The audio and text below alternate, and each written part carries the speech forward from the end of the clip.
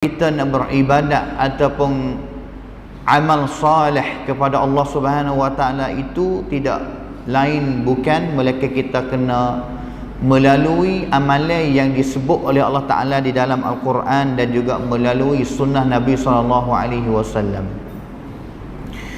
Maka sunnah An-Nabawiyah yang kita duk biasa belajar, duk dengar sok modah katanya, adalah benar yang mari nak tolong untuk kita faham akan Quran lebih banyak. Kerana kita tak akan nak boleh fahamnya Quran melainkan kena tupainya sunnah.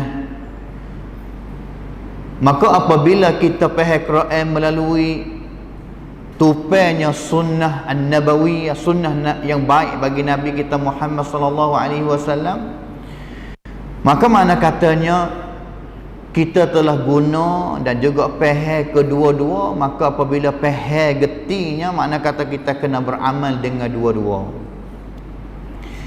Di dalam bahasa ilmiah ni dia panggil katanya al-ihtijaju bis sunnatin nabawiyah. Pegang sunnah Nabi ni untuk jadi hujjah. Hujjah ni mana kata dalil.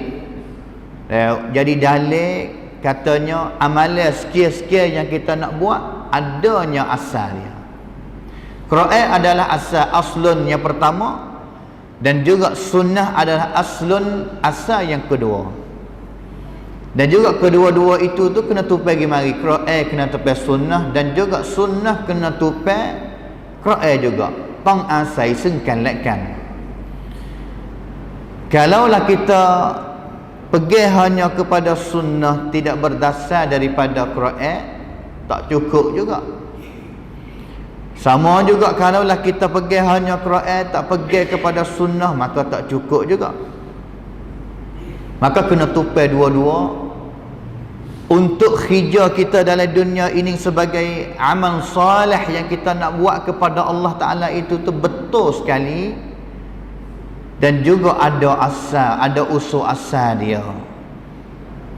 Kalaulah Allah Ta'ala hatta kita untuk hidup dalam dunia ni dengan tidak ada pedoman seperti Quran, tidak ada manusia yang buat jadi contoh kepada kita seperti Nabi, maka setiap orang pakat istihad gimana katanya, aku nak buat ibadat pesening dan juga demo tu nak buat ibadat pesening, pakat-pakat nak buat ibadat mengikut apa yang kira kata comel molek bala mana, begitulah yang dia akan buat.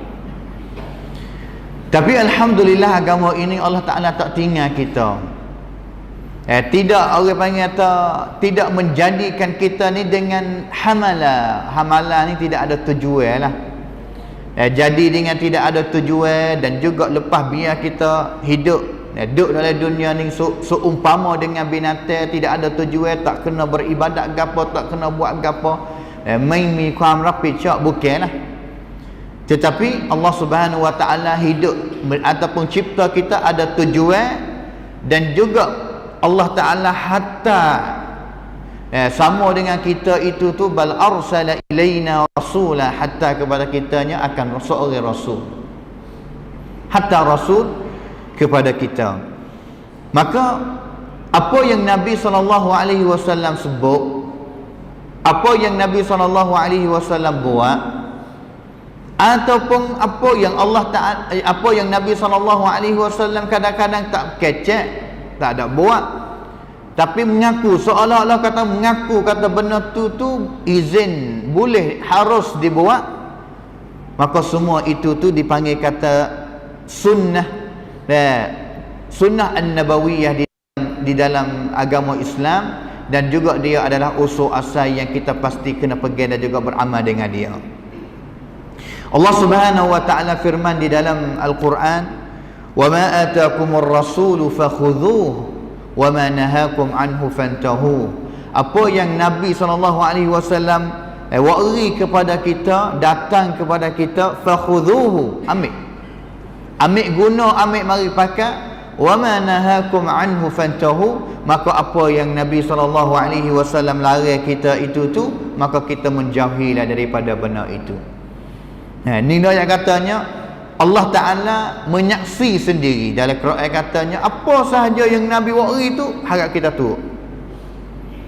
Dan juga tidak boleh kita nak yakin katanya benda itu datang daripada Nabi sungguh ataupun tidak melalui hadis dan juga orang panggil katanya kabunkan tosok.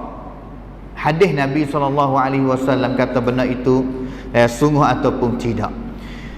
Dalam Sunan At-Tirmidzi disebut katanya innama harrama Rasulullah sallallahu alaihi wasallam kama harrama Allah.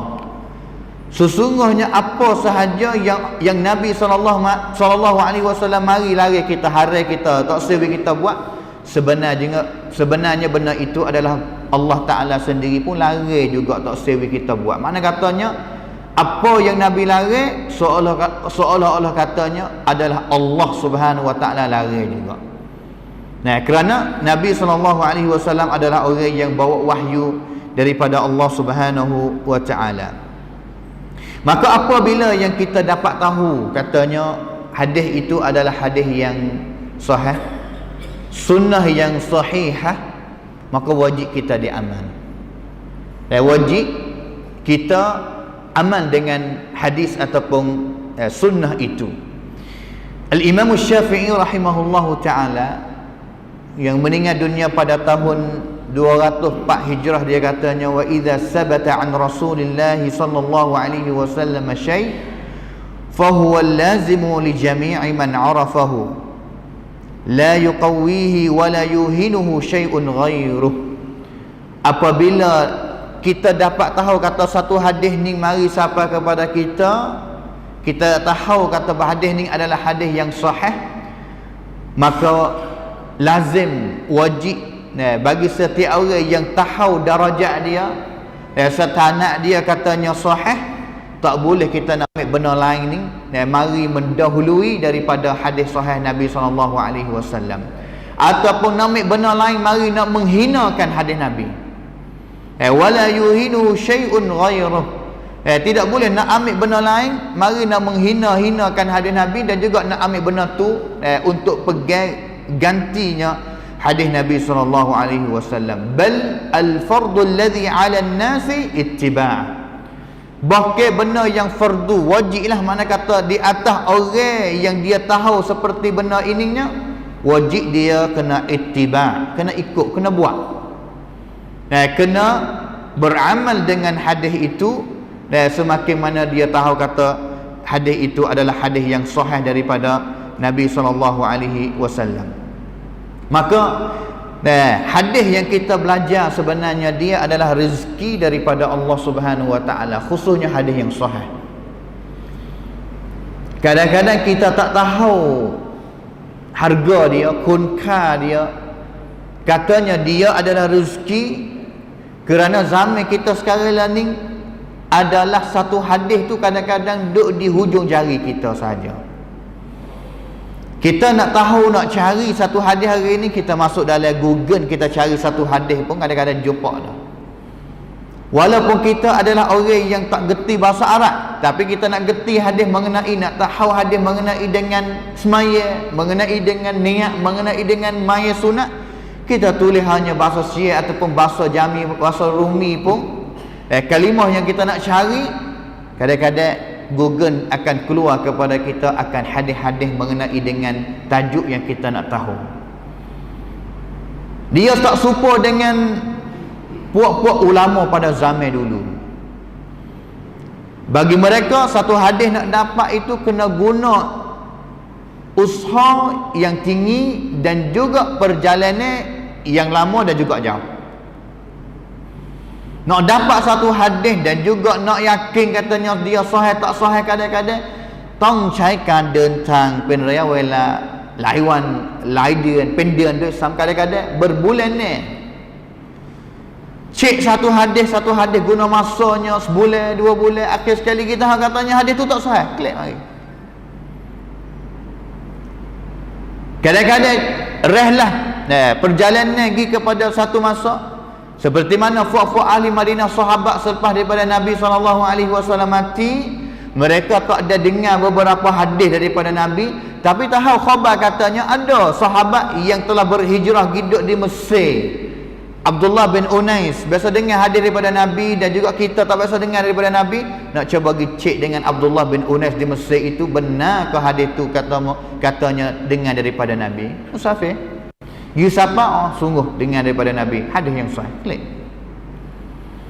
Guna masa banyak untuk nak dapat satu hadis yang sahih. Dengan sebab itu sebenarnya hadis yang sahih itu tu, kalaulah kita dapat dengar daripada mana-mana, dapat tahu, jumpa daripada mana-mana tempat, dia adalah rezeki daripada Allah Ta'ala, dan juga pasti kita kena bersyukur kepada Allah Ta'ala. Selepas daripada kita dapat tahu satu hadis yang sahih, dan juga nak boleh amal dengan hadis yang sahih, itu rezeki yang kedua. Kerana nak amal dengan hadis bukan benda yang mudah. Boleh jadi hari ni kita ramai-ramai, fofok kita yang kebanyakan, ataupun anak cucu kita yang kebanyakan tamat belajar daripada sekolah ponok, tak syok katanya di dalam jadual tarang rian hak fok dia ni ada madah hadis, ada madahnya wica tafsir, wica hadis, ngaji banyak. Kadang-kadang dengar dan juga jumpa hadis tu dengan lipah telajak, siapa kata dia nak beramal dengan hadis itu. As-salafus salih dulu mereka sangat menggalak apabila kita dapat dengar satu hadis, menggalakkan kita beramal dengan hadis yang itu tu walaupun satu kali, walau marratan wahidah, walaupun satu kali. Al-Imam Ahmad bin Hanbal dia biasa dengar ataupun tulis satu hadis Nabi, dia katanya, ma katabtu hadisan 'anil nabiy sallallahu alaihi wasallam illa wa qad 'amiltu bihi. Aku tidak catat hadis. Imam Ahmad ni yang meninggal dunia pada tahun 241 Hijrah, musafir seluruh dunia cari hadis. Dan juga apabila mereka ini mengaji hadis, mengapa hadis, mereka akan tulis hadis, catat hadis, bentuk hadis. Imam Ahmad yang katanya, aku tak akan tulis, tidak ada hadis mana yang aku tulis melainkan aku telah beramal dengan dia walaupun satu kali.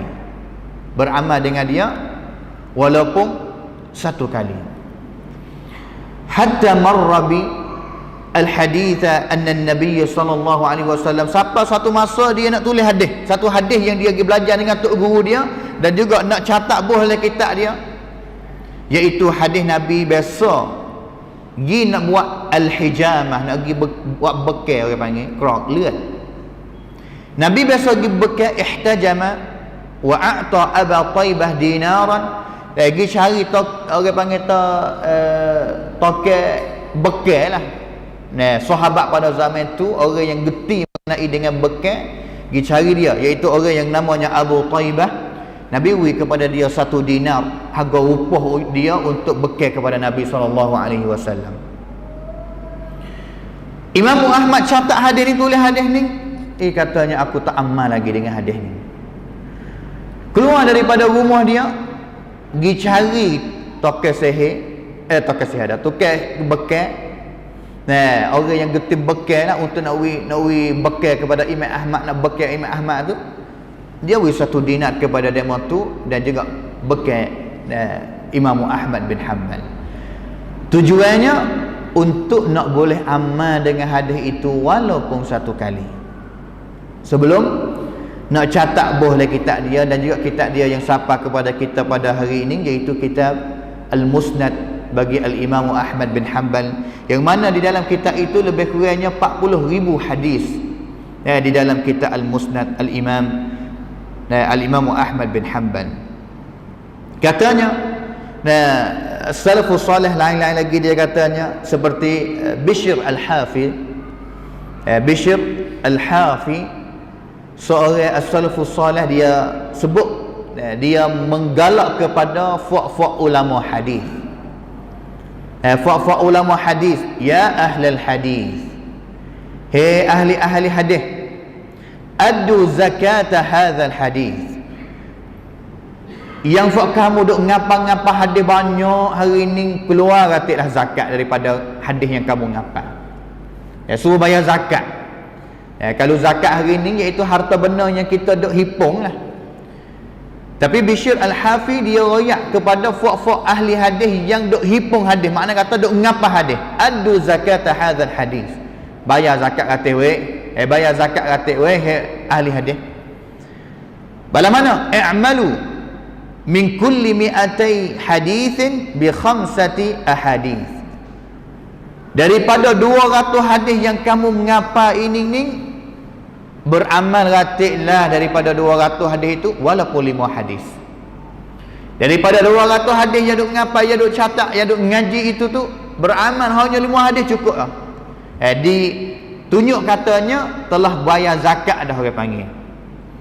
Ini adalah benda yang ulama dulu pun walaupun seperti ataupun kebanyakan pada zaman mereka adalah mereka yang mengapa hadis banyak, tapi di samping itu mereka sangat menggalak untuk beramal dengan hadis walau marrah. Seperti mana katanya Amr bin Qais, "Idza balaghaka syai'un minal khairi fa'mal bihi walau marrah takun min ahlihi." Apabila datangnya satu hadis, satu kebaikan daripada Nabi, fa'mal bihi, beramallah dengan dia walaupun satu kali, sehingga kamu akan jadi daripada golongan orang yang jadi ahlul hadis. Kerana ahlul hadis bukan hanya orang yang mengapa hadis banyak sahaja, tak. Ahlul hadis adalah orang yang mengapa hadis banyak serta itu beramal dengan hadis yang banyak juga. Seperti mana ahlul Quran. Ahlul Quran ni nak jadi ahlul Quran bukan hanya mengapa Quran habis semua sahaja. Seperti mana katanya Al-Imam Ibn Qayyim rahimahullah ta'ala, katanya ahlul Quran adalah orang yang geti apa yang dia ngapa dan juga beramal dengan apa yang dia geti faham daripada Quran walaupun dia tak ngapa Quran.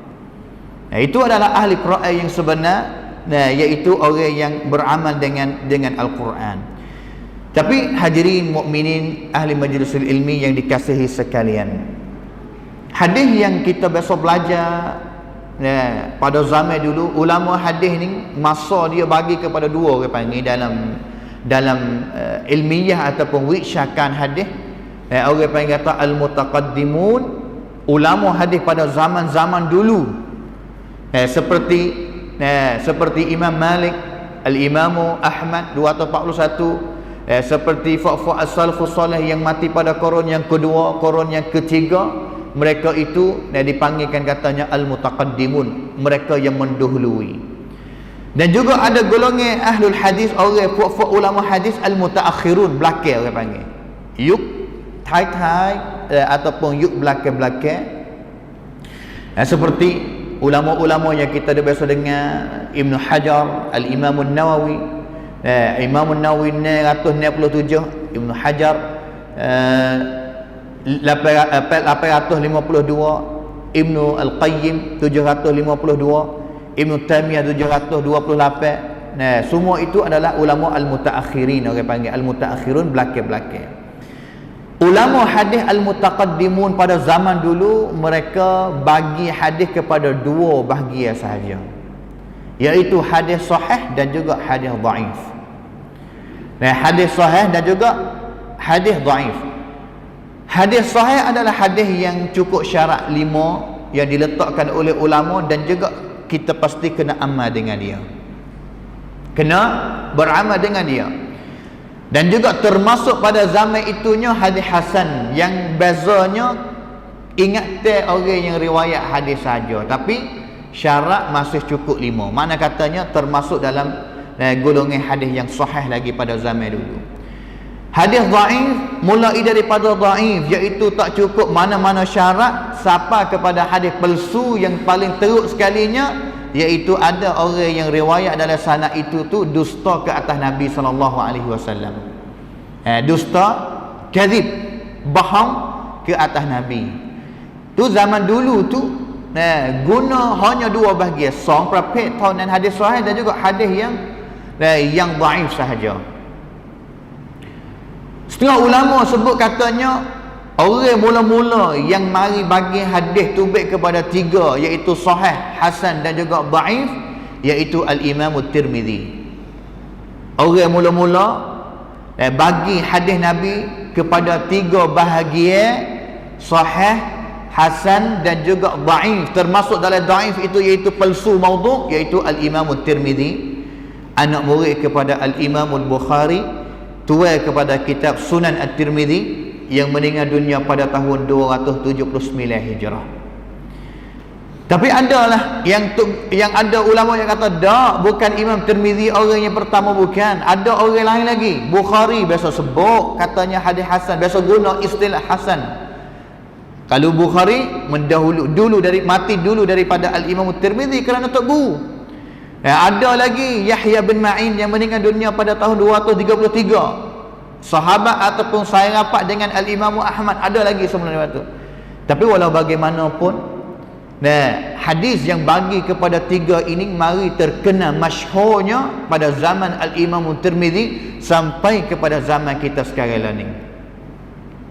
Kalau siapa pergi baca kitab Sunan Tirmizi, Imam At-Tirmizi akan sebut hampirnya setiap hadis, hadza hadisun hasan, hadza hadisun hasanun gharib, hadza hadisun hasanun sahih dan juga sebagainya. Guna istilah hasan ni banyak benar di dalam kitab Sunan At-Tirmizi dia.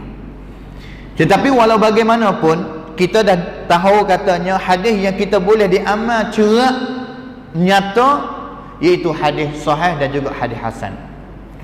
Hadis sahih dan juga hadis hasan. Tinggalnya hadis yang dhaif. Dan juga dhaif ini ni ulama dia banyak pula. Satunya dhaif khafif, dhaif ringan orang panggil. Dan juga dhaif yang kedua dhaif jiddan, dhaif teruk. Dan juga selepas daripada dhaif teruk tu iaitu maudhu', palsu lah, hadis yang dusta ke atas Nabi.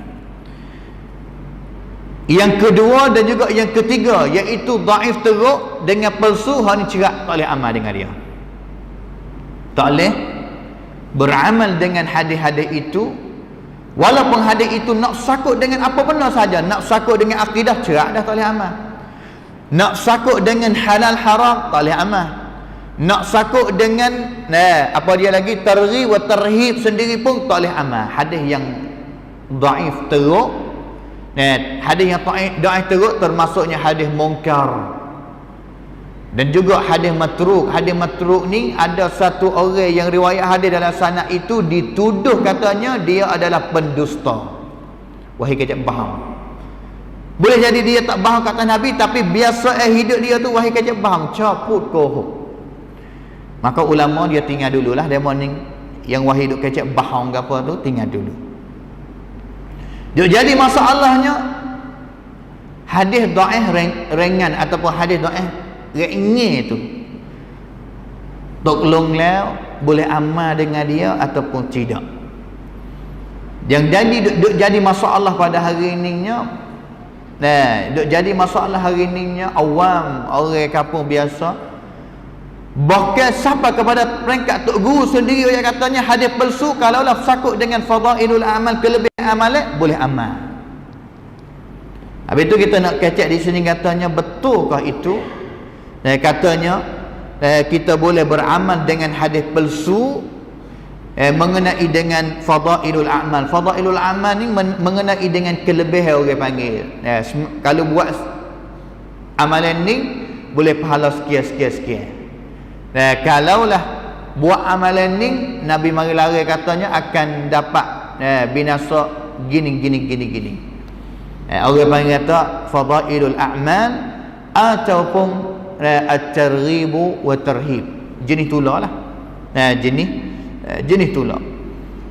Maka kita telah sebut dah dulu katanya sebenarnya di dalam apa dia orang panggil hadis dhaif mengenai dengan akidah, sepakat ulama wayak katanya hadis dhaif nak ringan pun tak boleh diamal dengan hadis yang sakut dengan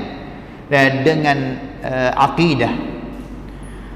Kerana hadis ni, Quran ni orang panggil mutawatir. Mutawatir ni mana kata qat'iyyus subut. Quran kita nak pergi syok tak boleh kata sahih ke tak Quran ayat ni, ataupun palsu ataupun tak. Quran ni 100% mutawatir orang panggil. Kalaulah daripada hadis Nabi, ada jenis-jenis hadis Nabi yang mutawatir, iaitu kita tak boleh nak pergi syok katanya sahih ke tak hadis ni, tak boleh. Mutawatir orang panggil. Contoh yang nampak gambarannya, tak kena hurai tarikh dia banyak, seperti hadis man kadzaba alayya muta'ammidan falyatabawwa maq'adahu minan nar. Siapa yang sengaja dusta ke atas Nabi, dia seolah-olah katanya telah sedia tempat duduk dia di dalam api neraka.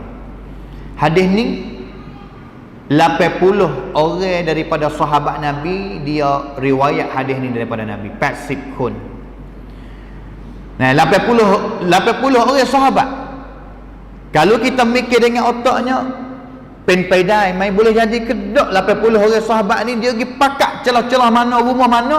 Mari kita pakat sepakat bohong hadis Nabi, hadis ni kata Nabi. 80 orang pakat pen-pedai. Mana katanya kalaulah boleh jadi 80 orang itu sepakat untuk nak dusta satu hadis kat atas Nabi, sahabat lah. Mana kata jahatlah 80 orang itu. Tetapi sahabat tak boleh kita nak pergi tuduh dia. Kerana golongan sahabat adalah golongan yang kita tak boleh nak pergi tuduh dia, tak boleh. Sahabat ni dosa besar kita tuduh mana-mana sahabat daripada sahabat Nabi SAW. Mana katanya lah, apabila riwayat dengan bilangan orang yang ramai, kita sebaicai dan juga yakin katanya ini adalah benar-benar sungguh daripada Nabi SAW. Orang panggil itu hadis mutawatir. Hadis yang keduanya hadis ahad. Hadis ahad ni orang riwayat sikit, satu masanya riwayat sikit, ada yang satu orang saja.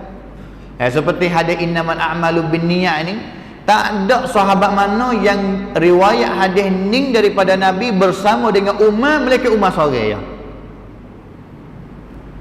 Umar yang katanya sami'tu Rasulullah sallallahu alaihi wasallam yaqul innamal a'malu binniyat. Aku dengar Nabi sallallahu alaihi wasallam bersabda katanya sesungguhnya amalan itu duduk di niat. Dan juga fa ulama hadis kita yang kata ada ke tak sahabat lain daripada Umar ni dengar hadis ni sama bersama dengan Umar, tak ada. Melainkan Umar seorang. Mana katanya yuksamai sahabat tu tak ada sahabat mana riwayat bersama dengan Umar. Ni orang panggil tu hadis ahad. Dan juga setengah hadis 2 orang, setengah hadis 3 orang, tak lebih daripada 3 orang. Kerana 3 ataupun 3 sampai 9 tu duk jadi bilangan sikit lagi. Maka ahad, hadis ahad orang panggil, bilangan sikit orang riwayat. Hadis ahad ni orang katanya ulama duk khilaf lagi katanya, kalaulah hadis ahad orang bilangan yang sikit riwayat hadis tu dan juga hadis tu sakut dengan bab akidah, bab pegangan, adakah boleh terima ataupun tidak walaupun dia sahih. Walaupun dia sahih tapi bilangan orang riwayat sikit, tak boleh nak yakin kata benar ke tak benar tu. Ulama duk khilaf lagi katanya boleh amal, boleh ambil ataupun tidak. Apatah lagi dengan hadis dhaif, ulama sepakat katanya kalaulah hadis dhaif, walaupun hadis dhaif ringan pun, tapi isi kandungan dia sakut dengan akidah, asma wa sifat nama-nama Allah Ta'ala, ulama waktu baik dulu dan juga tak pegang dulu. Dan juga sama juganya, selain daripada tu hadis Nabi yang sakut dengan halal haram, boleh ke tak kita amal dengan dia. Hadis Nabi yang sakut dengan fadailul a'mal, yang kita nak kecek hari ni halal haram ni tak ada orang kampung tak ada orang panggil apa dia, tak ada nak semangat mana dengan hadis halal haram ni. Tapi kalau hadis mana yang mari sebut katanya pahala banyak benar, pahala banyak benar ni, suka benar, suka benar nak amal dengan dia dan juga nak sebar hadis-hadis itu. Khususnya pada bulan Ramadan pada hari baru ni, hadis kelebihan semaya tarawih 30 malam masih disebar lagi, banyak lagi. Setengah post dalam Facebook itu tu 15,000, 20,000 orang share post itu tu, hadis itu share. No yang katanya orang sangat, orang panggil apa? Orang sangat perhatian, pentingnya benar kepada hadis apabila isi hadis tu sebut amalan yang sedikit tapi pahala yang dapat tu banyak. Manusia, fitrah manusia tu suka kena hadis-hadis seperti itu. Nah, kena seperti hadis-hadis itu. Tapi malam ni kita nak tengok perkataan ulama sikit, katanya akhir sekalinya, hadis walaupun amalan sedikit pahala banyak itu tu sekadar mana boleh kita nak amal, dan juga syarat-syarat dia tu balas mana yang diletakkan oleh fuaq-fuaq ulama. Sebenarnya tajuk sebenarnya pada malam ni katanya hadis fadailul a'mal di atas timengnya lah. Naidul Yaqinit katanya balas mana hadis mengenai dengan fadailul a'mal. Contoh yang saya nak sebut fadailul a'mal ni, seperti semaya tarawih yang kita sebut tadi, seperti apa dia lagi, kelebihan yang banyak, seperti semaya duha. Dalam hadis yang diriwayatkan oleh Al-Imam At-Tirmizi, sesiapa yang dia semaya subuh bersama dengan jemaah dan juga duduk sampai kepada matahari, duduk berzikir kepada Allah Ta'ala sampai ke matahari naik, dan juga selepas daripada matahari naik, iaitu maksud waktu duha, dia semaya 2 rakaat, dia boleh pahala sama dengan umrah ataupun haji tamatan dengan secara sempurna. Nabi kata 3 kali. Hadis seperti ini, amalan yang sedikit tu tapi pahala yang banyak tu, balas mana? Sesiapa seperti yang disebut katanya man ahya lailatai al-aid, sesiapa yang menghidupkan 2 malam raya, sama ada raya Aidil Fitri ataupun sama ada raya Aidil Adha, menghidup malam itu ihyaul lail orang panggil, sama ada semaya tahajud, beribadat kepada Allah Subhanahu wa taala, lam yamut qalbuh, hati dia tak akan mati pada hari yang hati ramai-ramai tu akan mati. Tuhan akan jaga pahala seperti itu tu balas mana dia. Dan juga banyak lagi hadis yang sakut dengan apa dia, fadailul a'mal, yang disebutkan hadis-hadis yang daripada Nabi SAW. Jadi kita nak tengok katanya pendapat ulama ni dia balas mana, terbagi kepada 3 pendapat. Hadis dhaif ni nak amal dengan dia terbagi kepada 3 pendapat besar-besar. Pendapat yang pertamanya iaitu boleh diamalkan dengan hadis dhaif semata-mata. Boleh beramal dengan hadis dhaif semata-mata. Makna kata tukren. Sama ada hadis dhaif itu bersakut dengan halal haram, ini cabut atau berakidah, tak sakut dengan akidah lah. Maksud katanya selain daripada akidah boleh beramal dengan hadis itu semata-mata, tak kira tajuk apa. Halal haram, fardu wajib, fadailul a'mal, targhib wa tarhib, menggalakkan kita dengan 2 syarat. Pendapat yang pertama, syarat yang pertama, hadis itu jangan jadi hadis yang dhaif teruk. Dan juga syarat yang keduanya, dalam tajuk itu tidak ada hadis yang lain lebih kuat daripada hadis itu, dan juga sama juga tidak ada hadis sahih yang lain mari lawan dengan dia. Tidak ada hadis lain yang paling hebat, dan juga tidak ada hadis yang hebat mari lawan dengan dia, mari selisih dengan dia. Ini syarat yang pendapat yang pertama, yang ayat katanya buka pintu luah boleh amal dengan dia. Sebab-sebab yang mereka sebab katanya kerana hadis dhaif ini mereka jawab katanya muhtamalan lil isabah, duk orang panggil atau pin paidai, katanya boleh jadi hadis boleh betul ataupun sahih. Yang keduanya, hadis dhaif ni kalau dia tak ada gulawai dia, mana katanya tak boleh jadi duk dia nak timur mari. Mereka jawab seperti itu. Dan juga yang ketiga jawapan mereka yang katanya walau bagaimanapun kalaulah we pilih dengan pendapat otak manusia dengan hadis yang dhaif, kami pergi katanya hadis dhaif itu lebih kuat daripada fikiran ataupun pendapat manusia lagi. Ini pendapat yang pertama, khususnya di sana pendapat yang pertama ini kepada pak mazhab ataupun imam pak mazhab, sama ada Abu Hanifah, al-Imam Malik, Syafi'i dan juga al-Imam Ahmad. Pendapat yang keduanya iaitu tidak boleh beramal dengan hadis dhaif semata-mata. Langsunglah. Tak boleh nak beramal dengan hadis dhaif langsung walaupun mengenai dengan bab apa-apa pun. Walaupun mengenai dengan bab apa-apa pun. Dan juga jawapan merekanya yang pertama sekali, kerana hadis dhaif ini duk hasib-hasib sungguh, tapi hasib tu berat kepadanya marjuh makna katanya tak kuat lah, gek-nge. Maka benda yang gek-nge tak patut kita nak mari pergi dan juga beramal dengan dia. Dan juga jawapan yang kedua mereka yang katanya tidak, sebab yang tidak boleh amal dengan hadis sahih mana-mana tajuk, mana-mana buku, mana-mana bab pun, kerana ada hadis sahih yang banyak lagi yang kita boleh nak amal dengan dia. Apa kaca duk pergi sabut dengan hadis-hadis yang dhaif. Ini pendapat yang kedua.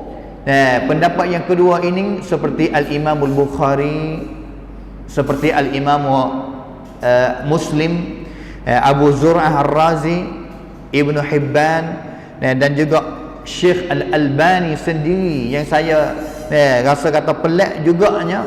Hadis kadang-kadang ulama zaman dulu hukum katanya dhaif, tapi banyak hadis yang Al-Imam yang Syekh Al-Albani hukum pada zaman belakang ni katanya hadis itu adalah hadis yang hasan.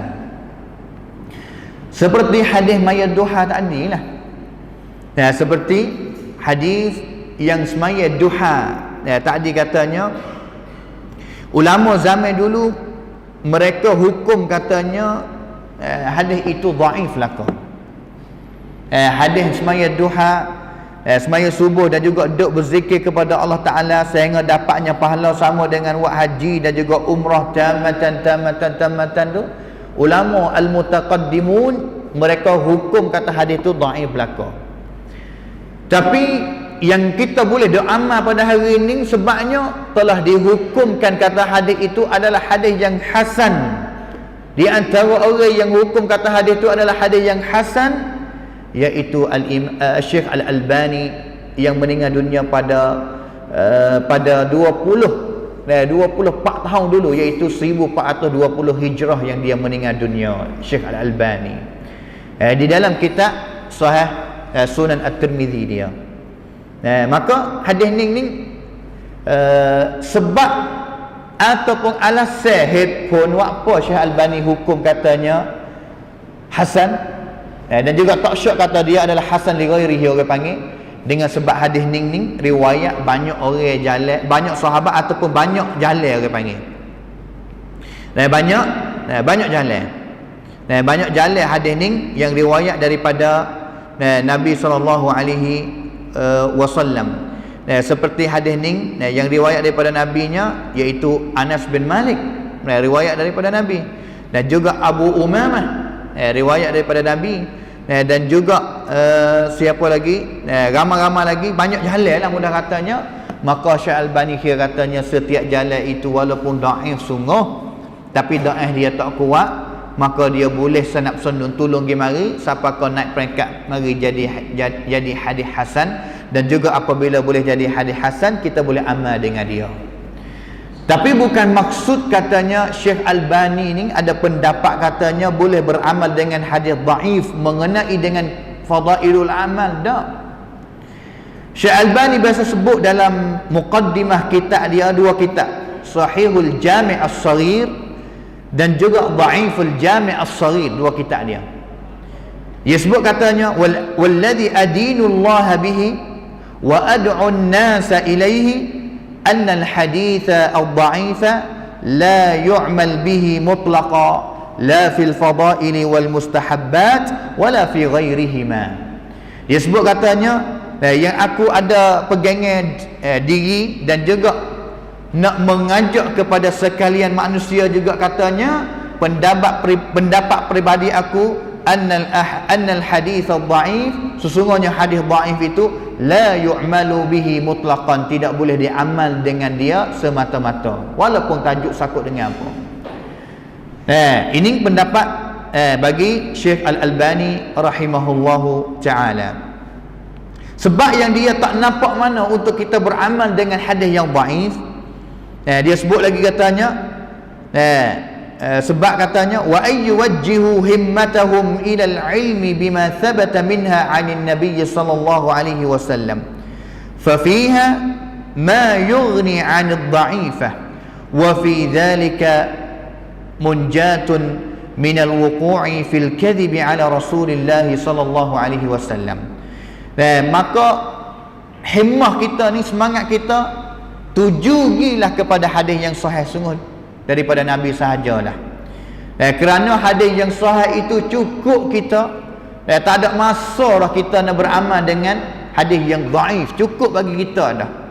Dan juga dengan sebab kita pegang hanya kepada sungguh beramal hanya dan juga kepentingan hanya kepada hadis yang sahih sungguh daripada Nabi itu, jadi sebab yang akan selamatkan kita daripada golongan orang yang akan dusta ke atas Nabi SAW.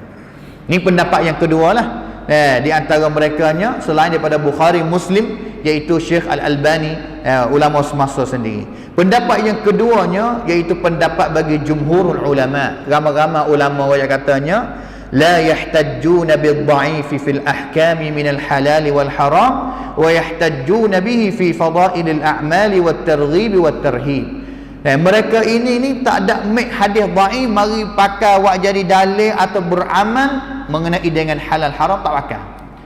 Tapi apabila mengenai dengan fadailul a'mal, mereka ambil mari pakai walaupun hadis itu tak sahih pun daripada Nabi ataupun hadis itu adalah hadis yang dhaif. Hadis yang dhaif. Syarat pun banyaklah, seperti jangan jadi hadis yang dhaif teruk. Hadis yang nak jadi dhaif teruk ni, satunya ada perawi yang dusta ke atas Nabi. Yang kedua, mereka itu dituduh kata dia adalah orang yang wahai kecek baham. Dan juga yang ketiganya, hadis yang boleh nak jadi hadis dhaif teruknya, iaitu ingatan ni teruk telajak. Salah ni 80% daripada 20%. Maka hadis dia itu akan jadi hadis yang dhaif teruk. Syarat yang kedua nak boleh amal dengan hadis fadailul amal, kena misalnya kata sakut dengan duha, maka duha ini adalah benda yang sahih daripada hadis yang lain, maka hadis ini boleh kita diamal. Makna kata dia ada asal. Yang ketiganya, apabila kita beramal dengan hadis dhaif mengenai dengan fadailul a'mal, tak boleh kita ada pegangan katanya ini adalah sahih sungguh daripada Nabi ataupun daripada Nabi, tapi beramal dengan hadis fadailul a'mal itu dengan ihtiyat, iaitu apa dia, semoga orang panggil perawat Allah Subhanahu wa taala nak pahala seperti hadis itu. Dan juga yang keempatnya, tajuk hadis itu tu hadis dhaif yang boleh diamal, kena sakut dengan fadailul a'mal. Yang kelimanya, tidak ada hadis sahih yang lain mari selisih ataupun mari lawan dengan dia.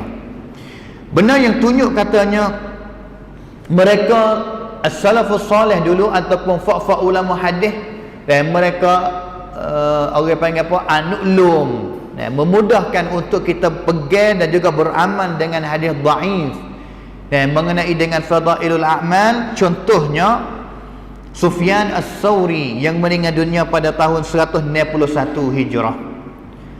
Sufyan As-Sawri di dalam kitab Al-Kifayah bagi Al-Khatib Al-Baghdadi, Sufyan sebut katanya la ta'khudhu hadzal ilma fil halal wal haram illa min ar-ru'asa'i al-mashhurin bil ilmi alladhina ya'rifuna az-ziyadata wan nuqsan. Apabila hadis yang sakut dengan halal haram, jangan ambil hadis itu melainkan daripada fak-fak ulama yang mereka geti sungguh katanya hak mana sahih hak mana tak sahih. Fala ba'sa bima siwa dhalika minal masyayikh. Kalaulah hadis itu tak sakut dengan halal haram, tak ada gapalah kita nak ambil daripada orang yang riwayat itu tu adalah orang yang dhaif, tak ada gapa. Ini pahamnya daripada perkataan Sufyan Ats-Tsauri. Daripada Al-Imam Ahmad, Imam Ahmad sebut katanya, idza ruwina an Rasulillah sallallahu alaihi wasallam fil halal wal haram was sunan wal ahkam tashaddadna fil asanid. Apabila hadis mari ni sakut dengan halal haram, sakut dengan hukum, tashaddadna, fak kami ni akan ketat sikit untuk nak terima hadis tu. Mana kata tak mudah-mudah lah, ketat sikit untuk nak syek sanad hadis tu, katanya sahih ke tak sahih. Kalaulah sahih ambil, kalaulah tak sahih mengenai dengan halal haram tak ambil. Wa idza ruwina 'anil nabiy sallallahu alaihi wasallam fi fadailil a'mal wa ma la yadha hukman wa la yarfa'uhu tasahalna fil asanid. Apabila hadis itu isi kandungan dia mengenai dengan fadailul a'mal, kami memudahkan sanad-sanad. Nak cek sanad tu buat mudah-mudah, tak kena kira banyak, kerana hadis yang mari untuk nak menggalakkan kita amal itu untuk kita sungguh ibadat. Tapi walau bagaimanapun, saya telah tengok dan juga membacakan sebuah kitab Al-Hadithul Dha'if wa Hukmu Al-Ihtijaj bihi bagi Dr. Abdul Karim Al-Khudaid, seorang ulama besar di Saudi. Akhir sekali dia tak nampak mana dengan pendapat yang royak katanya boleh diamal dengan hadis fadailul a'mal dengan syarat.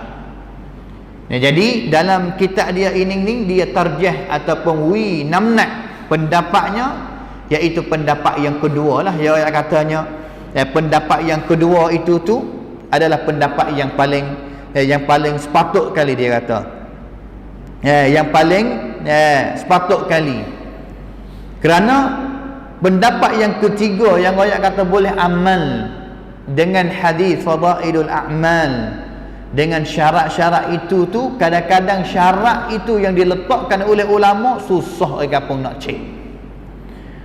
Susah orang kampung nak cek. Contohnya contoh syarat yang pertama tu pasti kena bukan jadi hadis dhaif yang teruk. Hari ni orang kampung itu tu dia tak boleh nak cek, katanya hadis tu dhaif biasa ke dhaif teruk. Mana kata tak sapa manalah kepada orang kampung, sehingga sekali hadis hari ni yang orang kampung duk pahal-pahal kata fadailul amal boleh amal tu adalah hadis dhaif teruk, bahkan sapa kepada hadis palsu, hadis maudhu'. Maka Syekh Abdul Karim Al-Khudaid dia katanya pendapat yang ketiga yang dipegangkan oleh ramai-ramai ulama, iaitu boleh diamal dengan hadis fadailul a'mal dengan syarat mereka itu tu. Kalaulah mereka maksud katanya beramal dengan benda itu adalah sunnah, fal istihbabu hukmun syar'iyyun. Sunat-sunat itu sebenarnya dia adalah salah satu hukum daripada hukum syarak. Kerana hukum taklifi ni di dalam Islam kita ni, taklifi kalau kita ngaji usulul fiqh dia ada 5. Wajib, sunat, mubah, makruh, mubah, harus, makruh, haram, 5 hukum taklifi ni. Mana-mana benda tak boleh kita nak diletakkan satu benda kata dia hukum gapo mana-mana, melainkan kena berdasar daripada hadis yang sahih sahaja. Seolah-olah kata Syekh Abdul Karim yang katanya, kalaulah hadis dhaif itu tu boleh diamal dan juga maksud diamal itu iaitu sunat diamal, maka sebenarnya sunat itu, istihbab itu adalah hukmun syar'iyyun, wal ahkamu syar'iyyah la tathbutu illa bidalilin sahihin aw hasanin. Nak mari boleh, nak royak boleh kata hak mana sunat tak sunat tu pasti kena dengan dalil yang sahih dan juga dengan hasan sahaja. Dengan hasan sahaja. Seperti saya rasa kata biasa angkat contoh dari sini.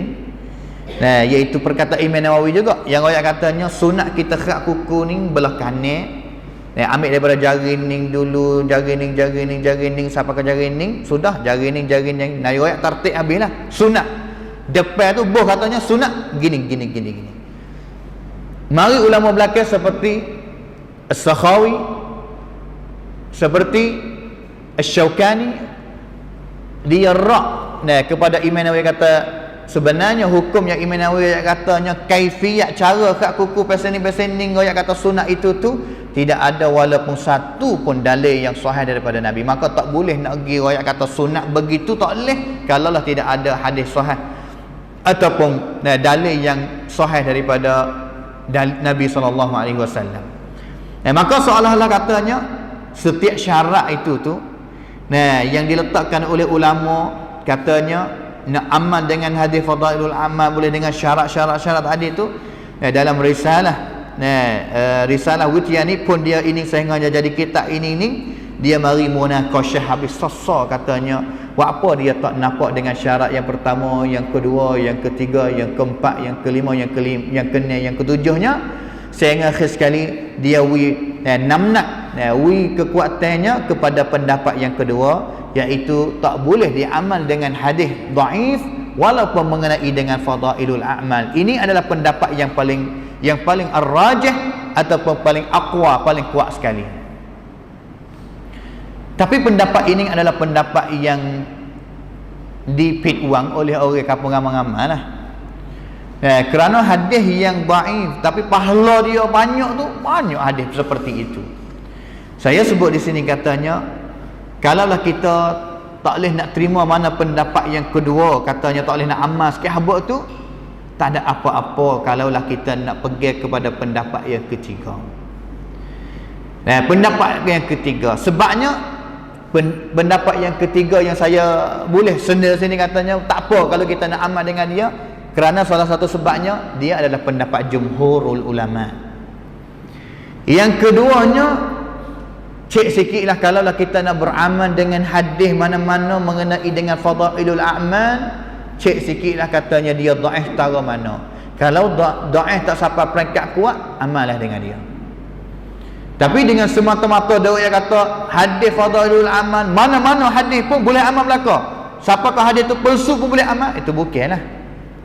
Itu adalah pahaman yang salah, dan juga orang yang dituk guru kena jaga baik-baik.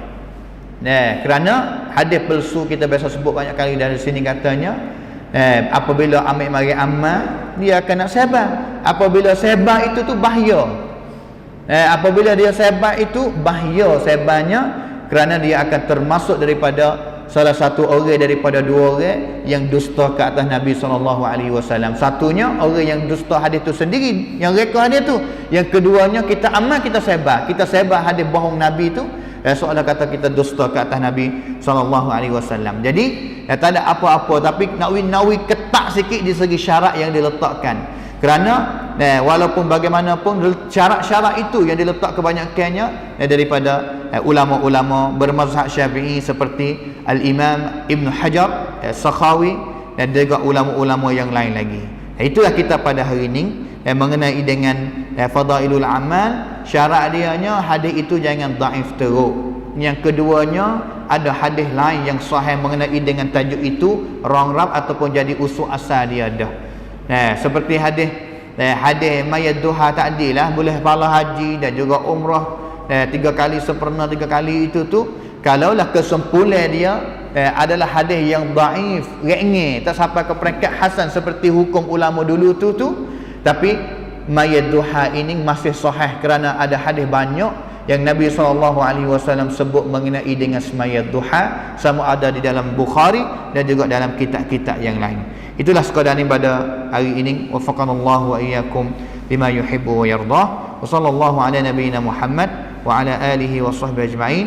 Wassalamualaikum warahmatullahi wabarakatuh.